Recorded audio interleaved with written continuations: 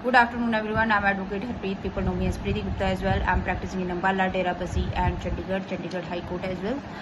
आज जो मेरा टॉपिक है वो है डिवोर्स को लेके ही, लेकिन हस्बैंड्स के लिए है कि हस्बैंड जो हैं वो देखिए, हस्बैंड्स के पास पहले ही बहुत कम ग्राउंड्स होते हैं डिवोर्स लेने के लिए। तो अभी recently Punjab and Haryana high court में एक डिसीजन आया है जिसमें ये बोला गया है कि अगर एक वाइफ अपने हस्बैंड को बच्चों से मिलने के लिए मना करती है, यानी कि बच्चों से नहीं मिलने देती है, तो ये क्रुएलिटी के अंडर आएगा, मेंटल क्रुएलिटी के अंडर आएगा।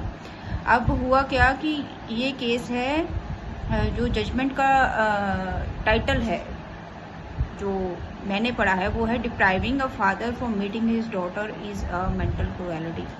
तो जज साहब ने, इसमें हुआ क्या था इस केस में, इसमें ये था कि 13(1)(a) के अंडर हस्बैंड ने लोअर कोर्ट में डिवोर्स पिटीशन फाइल की थी और उसे वो डिवोर्स मिल गया था। लेकिन वाइफ जो थी वो उसके अगेंस्ट हाई कोर्ट में गई थी और हाई कोर्ट में उन्होंने इसको चैलेंज किया था कि डिवोर्स जो ग्रांट हुआ है फैमिली कोर्ट ने वो ठीक नहीं है। अब फैमिली कोर्ट ने जो डिवोर्स ग्रांट किया था वो किया था क्रुएलिटी और डिजर्शन बाय द वाइफ, यानी कि वाइफ बच्चे को लेके अपने मायके में जाके बैठी हुई है और ऊपर से वो बच्चे से हस्बैंड को मिलने भी नहीं दे रही है। अब जो ये केस था इसमें बोला क्या गया कि वाइफ ने क्या क्या किया जो हस्बैंड के लिए काफ़ी प्रॉब्लम क्रिएट हो रही थी। अब जो इसमें जो मैंने केस पढ़ा है उसमें मैं आपको बता देती हूँ, वाइफ ने क्या किया कि स्कूल में लेटर लिख दी कि जो मेरे हस्बैंड हैं या उसके father in law mother in law हैं वो बच्चे से स्कूल में आके नहीं मिल सकते। एक तो मैडम ने ये काम किया जिसकी वजह से जो उसके फादर थे बच्चे के, वो बच्ची को, जो उनकी डॉटर थी, उसको वो स्कूल में भी नहीं मिल सकते थे। सेकेंडली मैडम ने क्या किया कि उन्होंने बच्चे का बर्थडे बहुत अच्छे से सेलिब्रेट किया, लेकिन बच्चे के फादर को घर पे नहीं बुलाया। तो ये दोनों पॉइंट्स जो थे ये जज साहब ने नोट किए मैडम की तरफ से कि आपने ये दोनों काम गलत किए हैं। देखिए, हस्बैंड वाइफ के बीच में 100 झगड़े होते हैं। मेरा मानना ये है कि हस्बैंड वाइफ के झगड़े में अगर बच्चों को ना लेकर आया जाए तो ज़्यादा बेटर है, बच्चों को अलग रखा जाए।